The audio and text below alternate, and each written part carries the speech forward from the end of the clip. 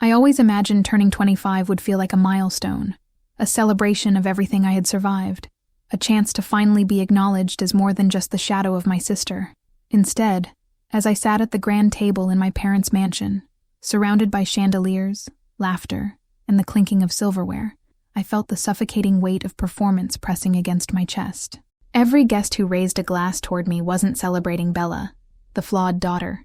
They were celebrating the illusion my parents crafted so meticulously, the image of a family unmarred by bitterness. My champagne flute sparkled in the light, golden bubbles rising with deceptive elegance, yet my heart thudded with dread. Beneath the polished surface, something was terribly wrong. I could feel it before I saw it, and when I did, my world tilted forever. It was subtle, almost invisible to anyone not looking closely. My father, Charles, leaned slightly over my glass as though admiring the bubbles. His hand, steady and deliberate, dropped a pinch of fine white powder into the champagne. It dissolved instantly, leaving no trace. Only I had caught the movement. For a moment I froze, every muscle tightening, my pulse hammering in my throat. Had I imagined it? The calm mask on his face suggested otherwise. He straightened his jacket, smiling proudly to the guests, a picture of dignity and wealth. No one else noticed. No one else ever noticed when it came to me. And in that instant, I understood with chilling clarity. I was never meant to see my 26th birthday. I forced my lips into a smile, though my jaw trembled as if it might betray me. The air around me thickened, suffocating, but I refused to give them the satisfaction of seeing my fear. My family had always thrived on my weakness, my hesitations, my silence, but not tonight, not now. Every nerve in my body screamed to stand up, scream, run, but instead, I lifted my glass gracefully, thanking my parents with a voice steadier than I felt. My eyes flickered across the table toward Amelia, perfect Amelia, golden Amelia, my parents' pride.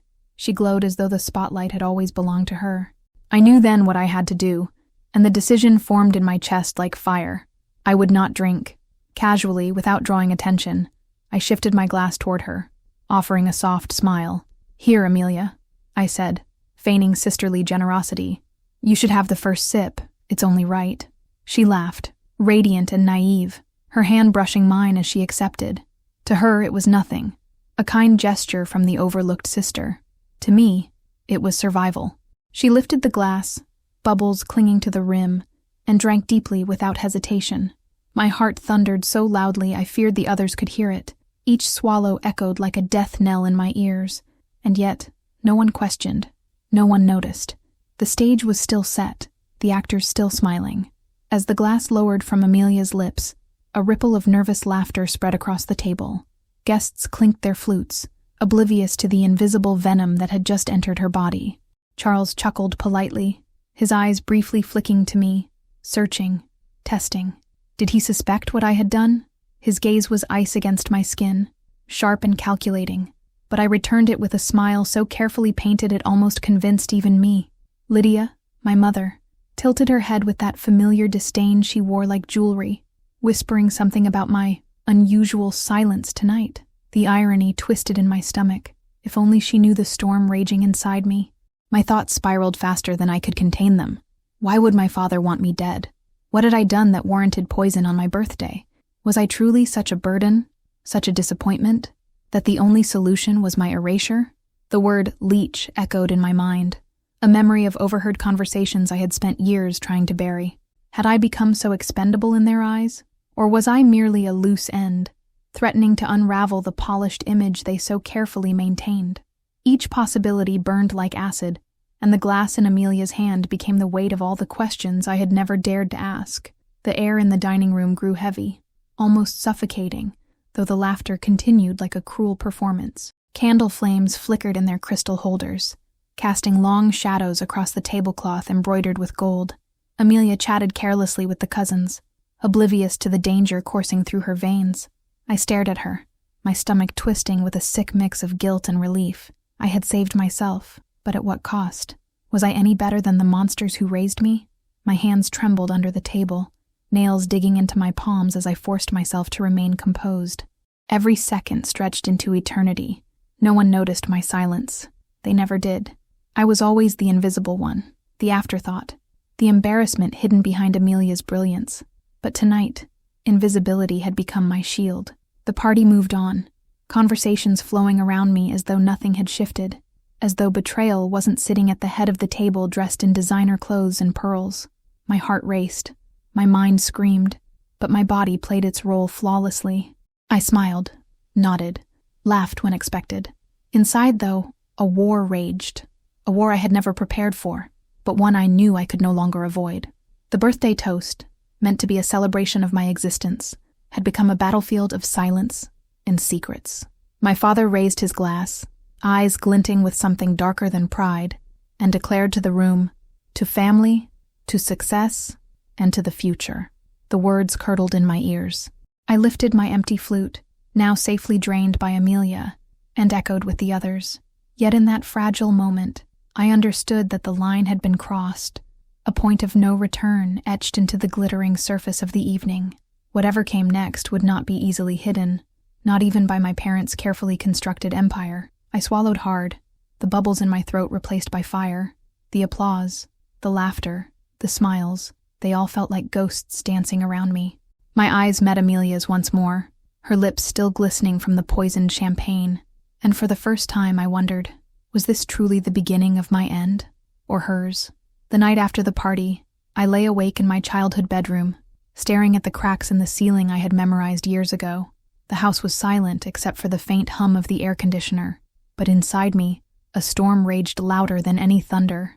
I replayed the moment in endless loops. My father's hand, the powder dissolving, Amelia's lips touching the rim of the glass.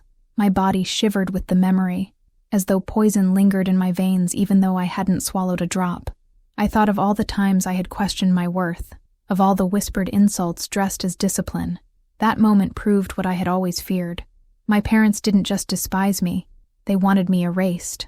The truth is, my life had always been built on rotten foundations. From the outside, we were the picture of wealth and stability, a mansion with iron gates, perfectly trimmed hedges, and a family portrait framed above the fireplace like a crown jewel.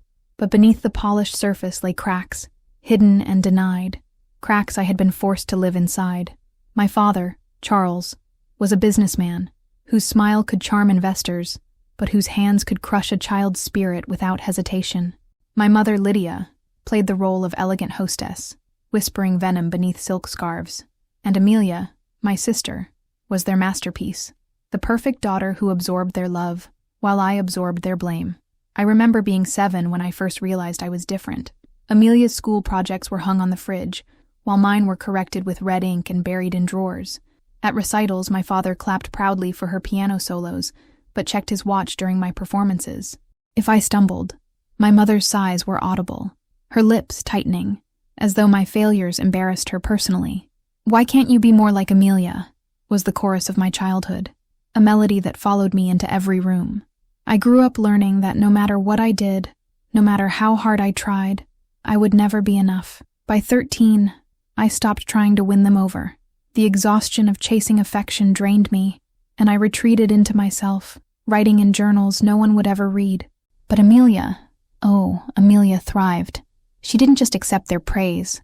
She wore it like armor, basking in it, believing it was her birthright. And maybe it was.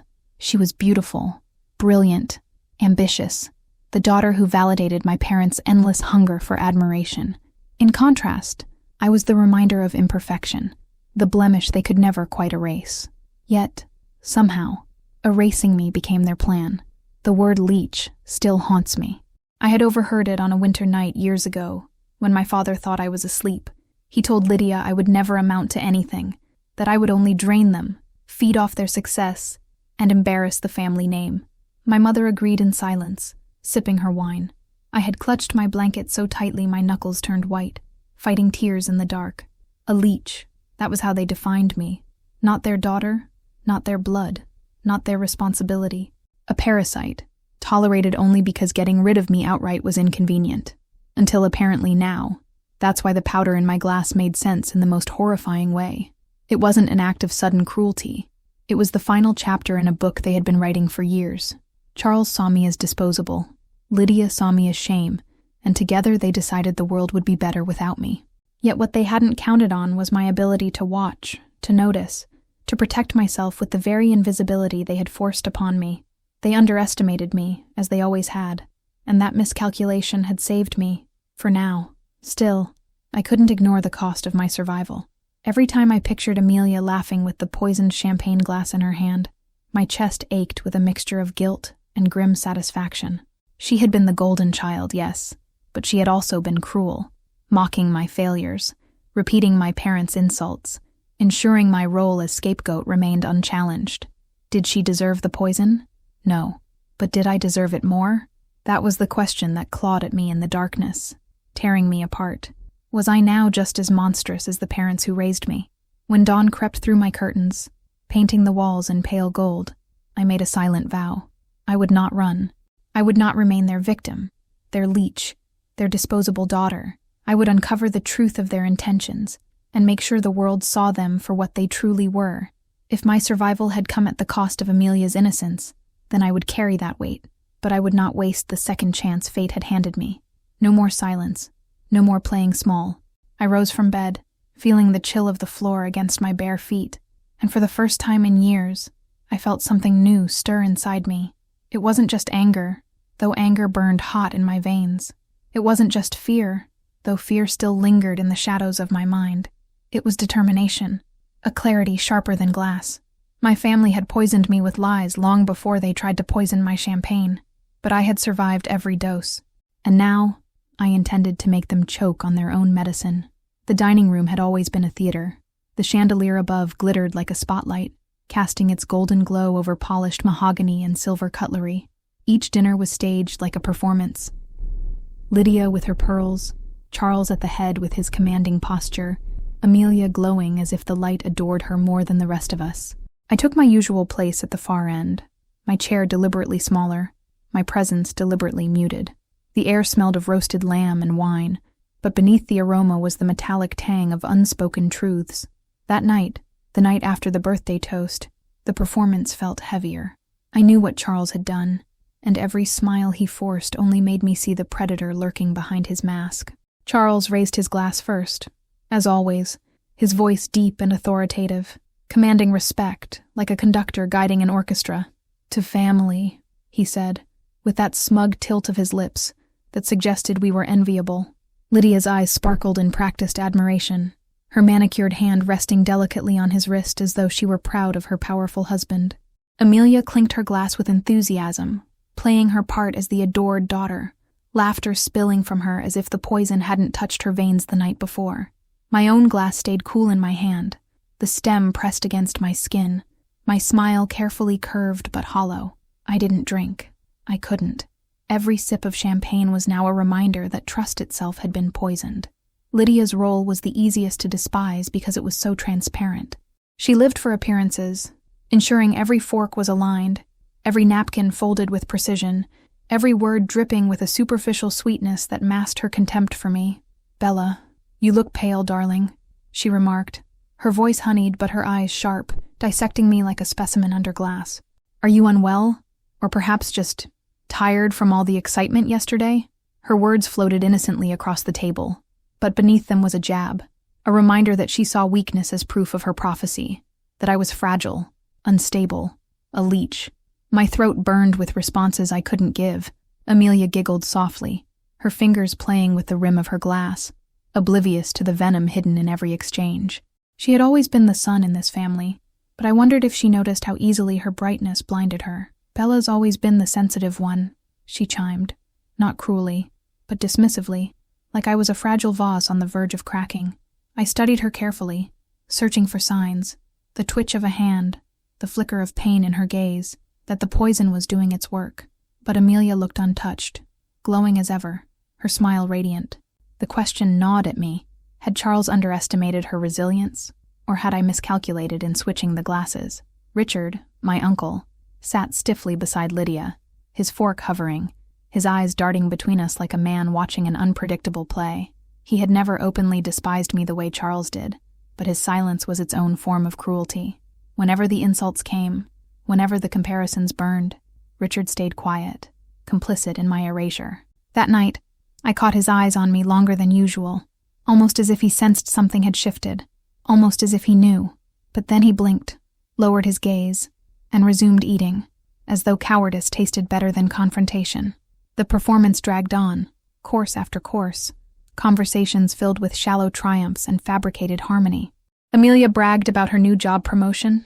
Charles beamed with fatherly pride. Lydia praised her daughter's brilliance while side-eyeing me as if my silence were evidence of my inferiority. I played my part with restraint, nodding at appropriate moments, pretending to be engaged, while inside I screamed. Every anecdote Amelia shared was another dagger, not because of its content, but because of the reminder that she was everything I could never be in their eyes. And yet, the bitter truth pulsed within me. Beneath her glow, she carried my poison. At one point, Charles leaned back in his chair, studying me with that calculating gaze I knew too well. "You've been awfully quiet, Bella," he said, his tone smooth, practiced, a predator cloaking fangs with charm. "Surely you have something to share. 25 is a milestone. Any plans for your future?" The table turned toward me, expectant eyes weighing me down, each gaze another stone on my chest. Plans. How could I speak of the future when my father had tried to ensure I had none? The silence stretched, heavy and suffocating, before I forced out a smile. "Survival," I whispered, almost inaudible. Only Charles heard. His eyes narrowed, just slightly. He knew. Inside, fury surged like wildfire. How many years had I sat here, forced into submission, pretending to belong at a table that had always been my prison? How many times had I swallowed their scorn, dressed it as discipline, forced it down until it lodged like broken glass in my chest? No more. The masks they wore were cracking, and mine was beginning to slip too. I realized something then. The power they had over me existed only because I gave it to them, because I accepted their script and played my part. But I was no longer the same girl. I had seen too much, survived too much. As dessert was served, a chilled crème brûlée with sugar crust that glistened under candlelight, I stared at the flame and felt something awaken. The family thought the performance was intact, that their mask still concealed the rot beneath. But I saw it now, the fragility of their facade, the desperation in their need to appear perfect, the lengths they would go to maintain it.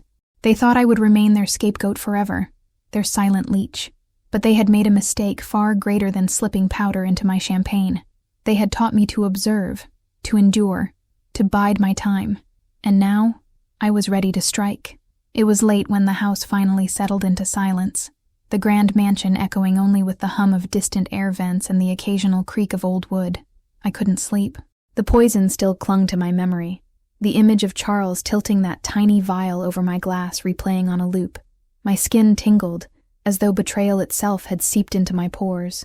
I slipped from my bed, careful not to make a sound, and padded down the carpeted hallway. The walls were lined with portraits of ancestors, faces frozen in stern approval, as though they too demanded obedience from beyond the grave. Every step felt like trespassing, though I was in my own home. Or perhaps I was never meant to call it mine. My destination wasn't chosen. It called to me. My parents' study had always been forbidden, a place shrouded in the scent of cigar smoke and old leather, where Charles conducted his business, and Lydia reinforced the image of a perfect empire. I had been caught snooping there once as a child, dragged out by my arm so roughly that bruises bloomed the next day. Since then, I never dared again. But that night, something stronger than fear pulled me toward the heavy oak door. My hand trembled as I turned the brass knob, half expecting it to be locked. It wasn't. The door opened with a whisper, as though even the house itself conspired to reveal its secrets. Inside, the study smelled of power and decay. Shelves groaned under the weight of books bound in leather, their spines cracked with age. Papers lay stacked with military precision on Charles's desk, pens aligned as though soldiers awaiting orders. But it wasn't the desk that caught my attention. It was the drawer, slightly ajar, betraying carelessness in a man who lived for control. My pulse quickened. I moved closer, pulling it open with slow, deliberate movements, as if the drawer itself might cry out against me. And there it was, a journal, black leather, worn at the edges, with a faint indentation where a clasp had once been. It looked ordinary, yet my instincts told me it was anything but. I lifted it, surprised by the weight in my hands, like it carried not just paper, but centuries of guilt. The leather was cool, the faint smell of ink and dust rising as I cracked it open. At first, the entries seemed mundane, financial notes, meetings, names, But as the pages turned, the handwriting grew more erratic, the tone darker. I recognized Charles's hand. Precise strokes, controlled letters. Yet here, in these pages, his control unraveled. Words spilled like confessions he could not say aloud. My throat tightened as I read about experiments, formulas, mixtures he had been testing, powders, liquids, doses. He wrote not of business, but of bodies, human bodies, his own family. One entry stopped me cold. The date was recent, just a week before my birthday. Amelia too strong. Bella remains the weaker subject, must adjust dosage, must ensure silence. My hands shook so violently I nearly dropped the book. I read it again, the words searing themselves into my mind. Weaker subject, silence. My father hadn't just tried to poison me. He had been experimenting on me, on us, on his own daughters. I stumbled back, colliding with the edge of the desk. The journal clutched like a lifeline. My stomach churned, bile rising. The cruelty was no longer hidden behind stern words or cutting remarks. It was here, ink on paper, undeniable. Tears blurred my vision, but I kept reading, compelled by a morbid need to know the full truth. Lydia's name appeared often in the margins, not as a victim, but as an accomplice. Notes about her patience, her insistence that appearances must remain flawless. There were lines about Richard, too, useful in silence. Weak backbone ensures compliance. I could see it now. The dinner table wasn't just theater, it was a laboratory. Every look, every comment, every subtle cruelty was orchestrated to break me down, to test how much I could endure before I cracked. My entire life had been a study in suffering, carefully designed by the people who should have protected me. I pressed the book to my chest, the leather biting into my skin as though to remind me it was real. The study's air grew suffocating, pressing down on me with the weight of generations. I staggered toward the door, desperate for escape, but something inside me shifted. Rage, a dark, searing fire unlike anything I had felt before. All these years I thought I was weak, fragile, a leech, but the truth was I had been strong enough to survive their experiments, their manipulations, their poison. The journal wasn't just a record of their sins, it was evidence, and evidence was power. I returned to my room like a thief carrying stolen treasure, my ears attuned to every creak of the stairs, every shadow on the walls.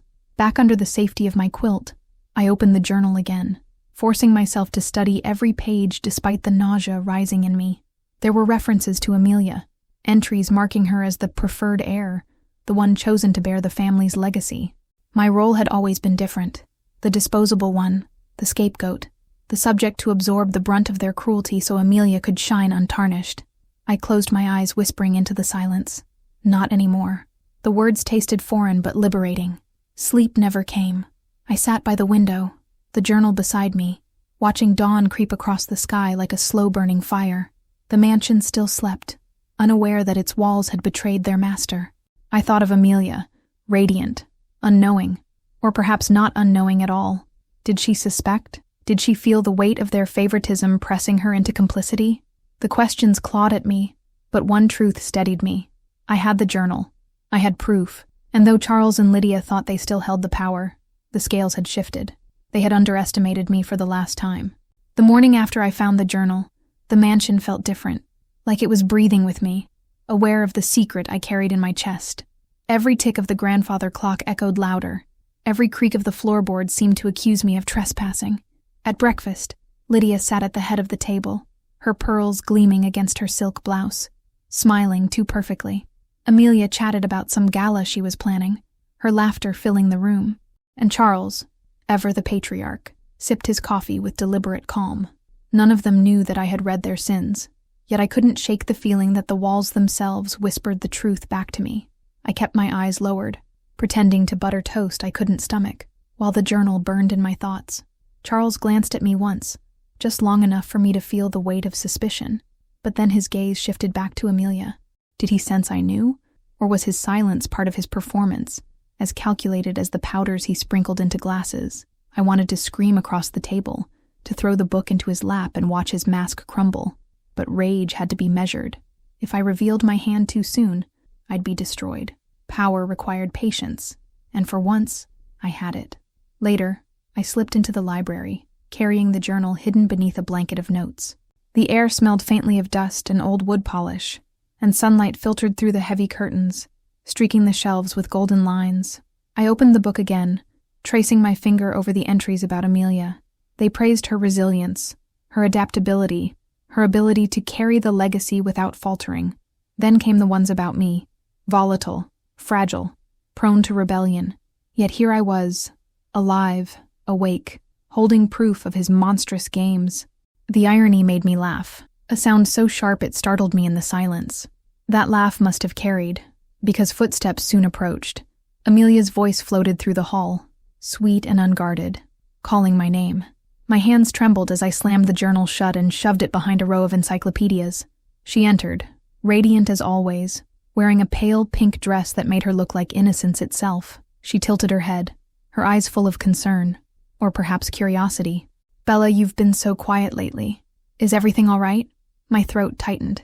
Did she know something? Was she in on it? Or just a pawn like me? I couldn't read her. Not yet. I forced a smile, telling her I was just tired, still recovering from the stress of the birthday party. Amelia's lips curved into a gentle grin, but her gaze lingered too long, like she was searching for cracks in my facade. She reached out, placing her hand over mine, and whispered, "You know you can always tell me anything." Her warmth felt genuine, almost enough to disarm me. Almost. Because in the journal, Charles had written about her being the preferred heir. Was she complicit? Or was she too blinded by their affection to notice the poison swirling beneath the surface? That night, I wandered the hallways unable to rest, my steps muffled by thick carpets woven with patterns of roses and thorns. The mansion groaned like a living creature, the pipes clanging faintly, doors sighing open and closed with drafts.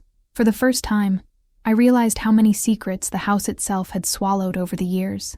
Arguments muffled behind walls, sobs smothered into pillows, whispers traded in hushed corners. I pressed my ear against the cool plaster of my room and swore I heard voices. Charles's low growl, Lydia's sharp hiss. They weren't talking to me, but about me. I couldn't make out words, but the tone was clear. Strategy, control, suppression. Sleep was impossible. I lit a candle and read more entries from the journal, tracing patterns of cruelty. It wasn't just me and Amelia. There were references to others. Servants who had mysteriously left, distant relatives who failed to comply, even Lydia's younger sister who vanished when I was a child. The realization chilled me. We weren't just living under strict parents. We were trapped in the grasp of something much darker, a legacy of manipulation and quiet eradication. The house wasn't just a mansion. It was a mausoleum of the silenced. By dawn, exhaustion made my hands shake, but clarity sharpened in my mind. I couldn't rely on anyone. Not Amelia, not Lydia, certainly not Charles. The journal was more than evidence. It was a key to unmasking them, to breaking free from the cycle. But keys are dangerous. They open doors, yes, but they also reveal what's hidden behind them. As I tucked the book under my mattress, I whispered to myself, let them keep whispering. Soon, I'll be the one they'll have to listen to. The words didn't feel like hope. They felt like a warning. And yet, as the first rays of sunlight pierced through my curtains, I felt something new stirring within me. Not just fear, not just rage, but resolve. If the walls of this house had spent years echoing their whispers of control, it was time to teach them to carry mine. No more silence, no more pretending. I would become the voice that shattered every carefully crafted mask. The mansion, my prison, would soon become their stage of reckoning. And this time, I wouldn't be playing the role of victim. The storm that had been brewing inside me finally found its night. Rain battered against the windows, and the mansion flickered with candlelight after a sudden power outage. The air smelled of damp earth and old stone, heavy with anticipation. I paced the library, the journal clutched in my hands, my reflection flashing in the darkened glass of the French doors. I wasn't just Bella, the quiet daughter, the overlooked one. I was the keeper of their secrets now. And tonight, Charles would know that his careful chessboard was no longer his alone to command. I heard his footsteps before I saw him, the slow, measured stride of a man who believed the world bent beneath his will. He entered the room without hesitation, his silhouette tall and commanding, a glass of bourbon in hand. "Still awake?" he asked, voice smooth, casual, as if he hadn't tried to poison me days ago. I met his gaze. my heart pounding but my spine straight. I know what you did. My words sliced through the silence, sharper than I intended. He didn't flinch, but his eyes gleamed with something dangerous, a flicker of recognition. Charles chuckled, low and almost affectionate, as though I were a child caught sneaking candy. You've always been dramatic, Bella. It's why no one takes you seriously. His tone wrapped around me like barbed wire, meant to constrict and cut. I slammed the journal down onto the table between us, its leather cover smacking against the polished wood. Dramatic? This is your handwriting, your evaluations, your plans. Amelia isn't your golden child. She's just your puppet. And me? I was your experiment. My voice cracked, but the truth rang out like thunder. His hand tightened around the glass, the amber liquid trembling against the crystal. For the first time, the mask slipped, just slightly, revealing a cold irritation beneath his polished exterior. You shouldn't have read that, he said softly, almost regretfully. Some things are meant to remain unseen, for your own good. The words sent a shiver down my spine, not because of their warning, but because of their calmness. He wasn't afraid. He was calculating, even now. I realized then that Charles didn't see me as his daughter. He saw me as a liability. The storm outside howled, lightning flashing across his face, revealing sharp lines of cruelty etched into his features. What was it? I demanded, voice rising with each word. What was in the glass? Was it meant to kill me, or just break me further? He didn't answer, only sipped his bourbon and set it down with deliberate care. You think the world is fair, Bella. That love is unconditional, but families like ours survive by pruning the weak. You were never meant to lead. You were meant to fade. The truth hit like poison itself, corrosive and undeniable. I wanted to crumble. I wanted to scream. But instead, I leaned forward, meeting him eye to eye, refusing to give him the satisfaction of my tears. You're wrong, I whispered. I'm the one who saw you. I'm the one who knows. And when Amelia learns the truth, when Lydia sees who you really are, your empire collapses. His lips curved into a smile that made my stomach turn. A predator amused by its prey. You think Amelia will choose you over me? He asked softly. You've underestimated just how deep my hold runs. The door creaked open, and my blood ran cold. Amelia stood there, her expression unreadable, her pale dress glowing in the candlelight like a ghost. She looked between us, her eyes falling on the journal on the table. What's going on? She asked, her voice quiet, uncertain. I opened my mouth to speak, but Charles was quicker. Your sister is having another episode, he said smoothly, his tone dripping with practiced pity. She found some old notes of mine and spun them into a delusion. You know how fragile she gets. His performance was flawless, almost, but Amelia didn't move closer to him. She didn't move toward me either. Instead, her eyes lingered on the journal, and for the first time, doubt clouded her perfect composure. She remembered the birthday toast, the glass switch, the way I had looked at her with something between terror and desperation. The silence stretched long enough to make my chest ache. Then she whispered, almost to herself, why do I believe her? The question shattered the room more than any scream could. Charles's smile faltered, and my heart surged with a flicker of hope. In that moment, I knew the war had begun, not with fists or poison, but with truth and belief. Amelia's doubt was the first fracture in his empire of lies, and I would wedge it open until the entire facade collapsed. Charles's eyes burned into mine, promising retaliation, but I didn't look away. For the first time in my life, I wasn't just surviving his shadow, I was casting one of my own. And as thunder rolled overhead, I realized this confrontation wasn't an ending. It was the beginning of the reckoning I had been born to deliver. Amelia stood frozen in the doorway, her delicate frame caught between two worlds, the glittering pedestal her father had built for her, and the shadowed truth I had unveiled. Her eyes, wide and uncertain, darted between Charles and me as if searching for a script to follow. She had always been the golden one, the shielded one, the one fed only the narratives that kept her obedient. But in that moment, I saw the mask of certainty crack. She wasn't sure whom to believe anymore, and in her hesitation, the air grew electric, heavy with possibility. Charles moved first, stepping toward her with his familiar aura of protection, his hand outstretched, as if to gather her into his embrace. Don't let your sister confuse you, he murmured, his voice velvet and venom entwined. She's sick, Amelia. She always has been. You've seen it. Her moods, her paranoia, her need to sabotage every celebration. His words wrapped around her like chains, each syllable polished from years of manipulation. But Amelia didn't move. She didn't collapse into his chest like she once would have. She just stared, her lips trembling. I forced my voice to be steady, even though my chest felt ready to split. Amelia, please. You remember the toast. You remember the switch. Ask yourself why I would risk everything by saying this if it weren't true. Look at the journal. Read it. Don't just hear us. See for yourself. My words trembled on the edge of desperation, but I didn't care. For once, I wasn't begging for love or acceptance. I was pleading for truth to take root, for the fog around my sister's eyes to lift before it was too late. The silence that followed was agonizing, broken only by the storm outside slamming rain against the glass panes. Amelia's breathing quickened, her hand reaching out, but stopping short of the journal. Charles noticed, and his face hardened like stone cracking under pressure. "Don't touch that," he ordered, his tone sharp enough to cut the air. The authority in his voice had always been law in our house, final and unquestionable. But now, Amelia flinched at the harshness, her fingers curling back as if burned by his command. That small recoil was everything. Her voice was small, almost childlike, as she whispered, "Why would you write those things, Father?" It was the question that shifted the ground beneath us all.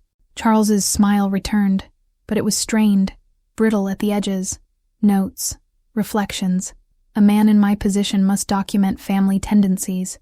It's not sinister, Amelia. It's responsibility. His rationalization slithered through the room, practiced and polished. But Amelia's eyes narrowed, just slightly, as though she heard, for the first time, the hollowness beneath his perfect words. Doubt was no longer just present. It was growing. I watched the struggle play across her face, the storm inside her mirroring the one outside. She wanted to cling to the father who had pampered her, praised her, made her his shining star. But the memory of that glass, the one she drank, the one that was meant for me, haunted her now. Her lips parted and I saw tears begin to gather. Bella, what was in it? The question cracked my heart wide open. She was asking me, not him. She was beginning to see me. That was the first victory I had ever tasted. Charles's fury surged like a hidden tide, though his voice remained eerily calm. Enough. This conversation ends now. He stepped closer, his presence towering, his eyes two shards of obsidian boring into me. You've poisoned this family long enough, Bella. Your sister doesn't need your madness infecting her. She belongs with us, always has, always will. His claim wasn't just about her loyalty, it was about possession. He wanted her mind, her soul, her allegiance as proof that his power was absolute. For the first time, Amelia visibly recoiled from it. I rose from my chair, every muscle in me trembling yet defiant. "She doesn't belong to you," I said, my voice steadier than I thought possible.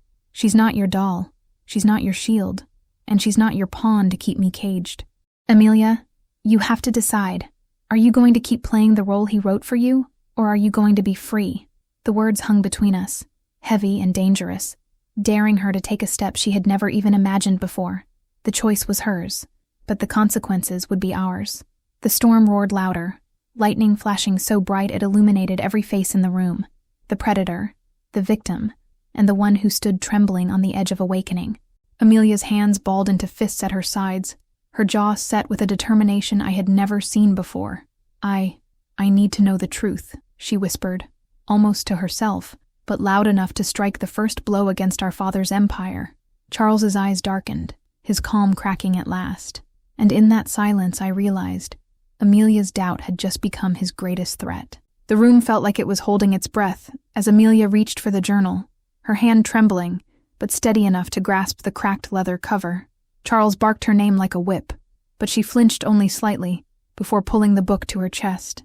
For years she had been his star, his untouchable treasure, his proof to the world that he was a flawless father. Yet in that moment, she was no longer his ornament. She was her own woman, breaking free from the golden cage he had so carefully built around her. The sound of the journal opening echoed louder than any thunder outside.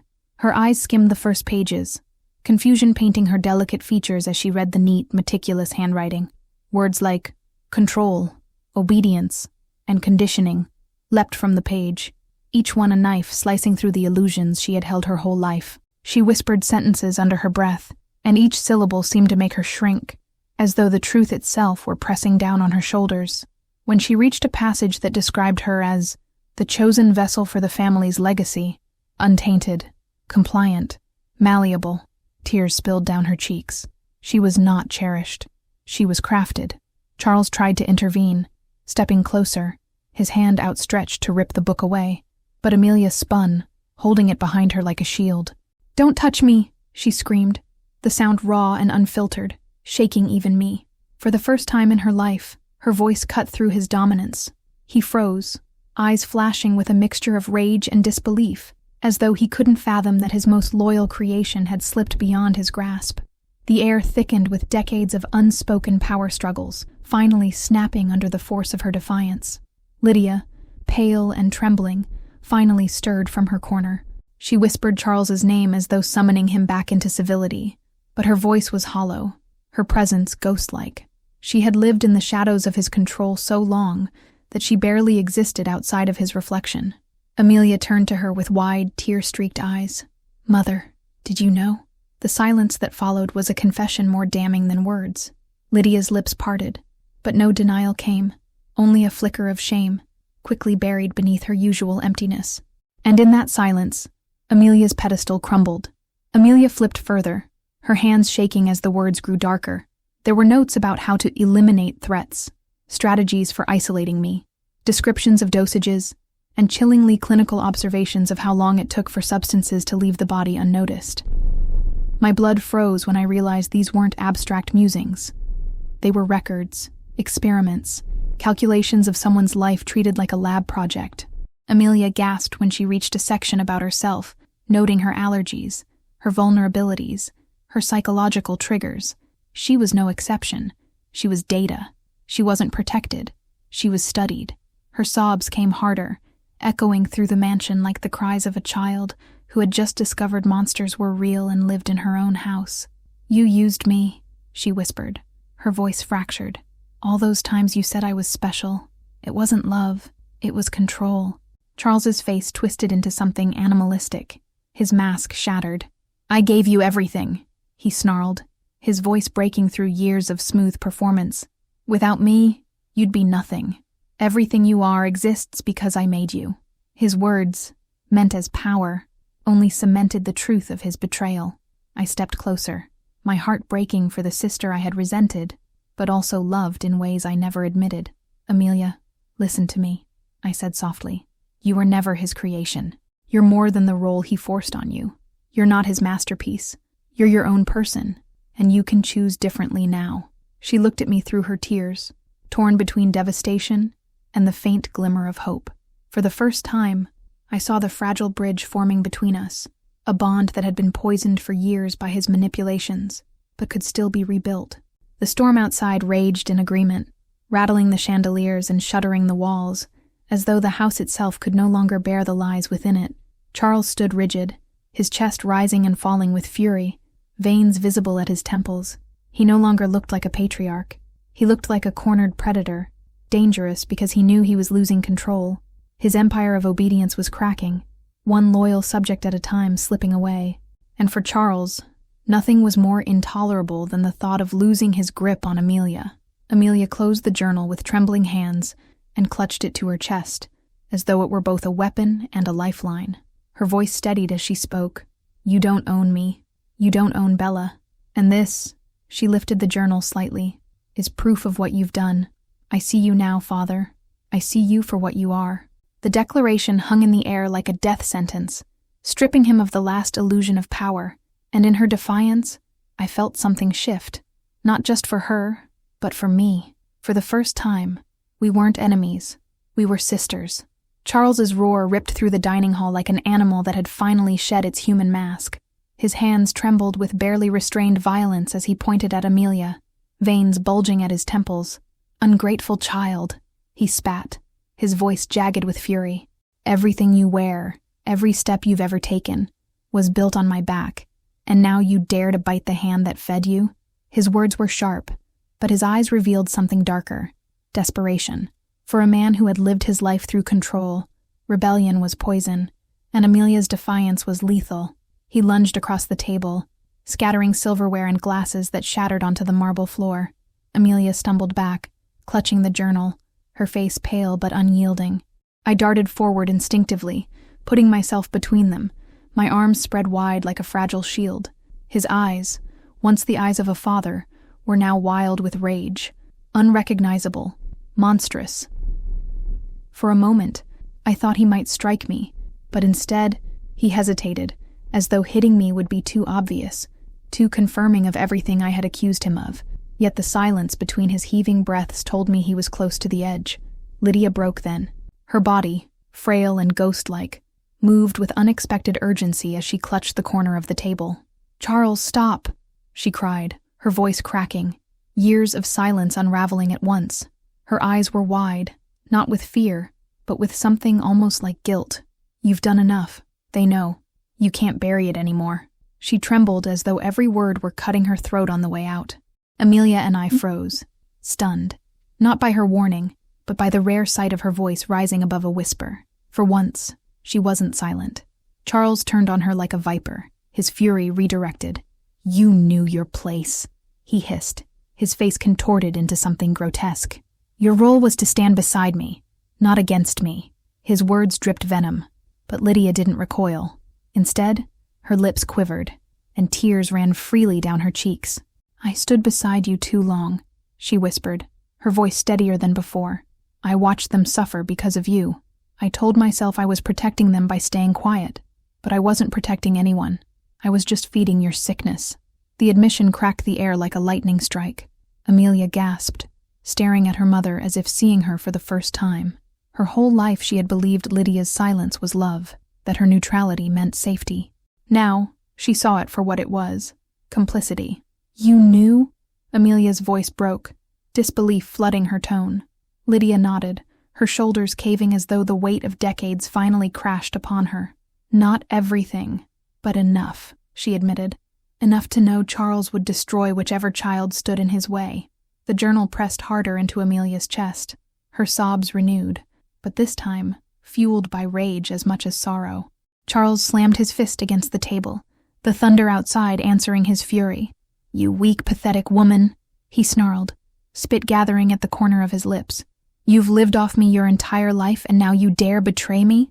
His voice grew louder, cracking with the weight of unraveling power. "None of you would exist without me. Without me, you are nothing." He stood taller, his body shaking with hatred, every word an attempt to rebuild the collapsing fortress of fear. But the cracks were too deep, too wide, and his empire was falling apart. I felt the shift in the room like a physical force. Amelia stepped closer to me, her eyes blazing, her tears drying into embers of defiance. Lydia sank into the chair, sobbing quietly but no longer invisible, her confession having freed her from silence even as it damned her.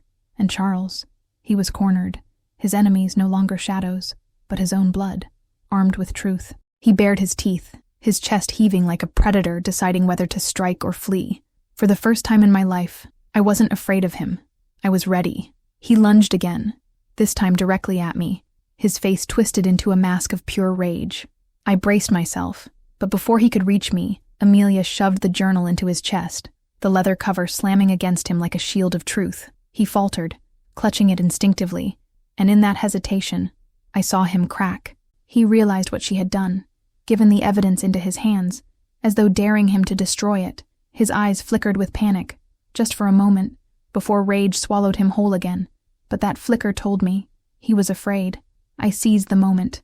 My voice rang out, louder than his, sharper than his fists. "You can't bury us anymore.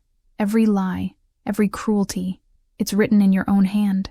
Even if you burn it, even if you destroy us, the truth is already alive. It lives in us. You've lost, Charles." The room fell into stunned silence, broken only by the storm battering the windows. His breathing grew erratic, his fists tightening around the journal until his knuckles turned white. He stared at me, then at Amelia, then at Lydia, his empire collapsing in the reflection of our eyes.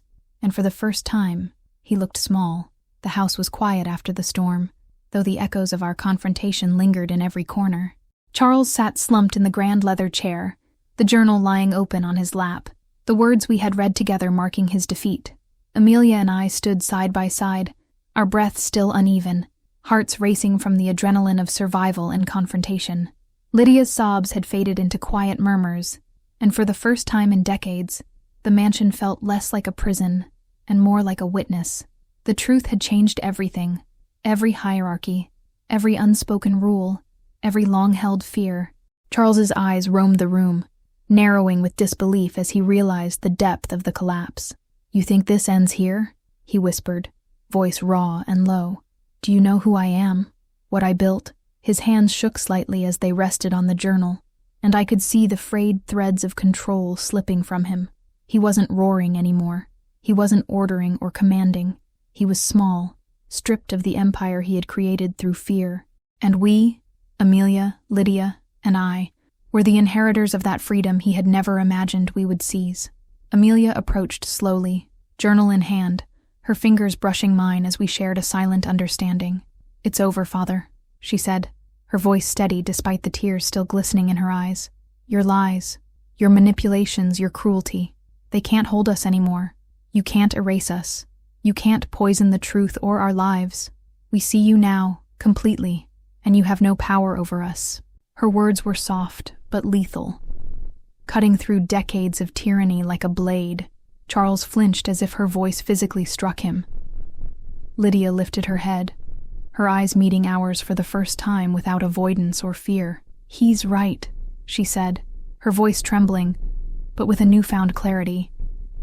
"We've all been complicit in silence. I've enabled him for too long, but no more. He doesn't own us. None of us belongs to him." Her confession carried weight, an unspoken acknowledgement that the family's liberation was collective. We had all been trapped in his control, but now, together, we stood free, even as the mansion around us groaned in disbelief at the storm outside. Charles's hands curled around the journal as he whispered hoarsely, You'll regret this. Every choice you've made tonight, every alliance, every act of defiance, you'll pay for it." But the words lacked conviction. The threat had no teeth, because we had seen the cracks he could no longer hide. We had proof, unity, and the realization that his power was built entirely on fear and secrecy. Without those foundations, he was nothing more than a man trembling in a house he could no longer control. Amelia closed the journal, holding it against her chest like a shield, a symbol of the truth we now possessed. "The only thing you'll have left," I said quietly, "is the reality of your actions staring you in the face. We won't be silenced, poisoned, or manipulated anymore. We own our lives, our choices, our bodies, and you've lost them forever." The calm in my voice was deliberate, a contrast to the chaos of our emotions.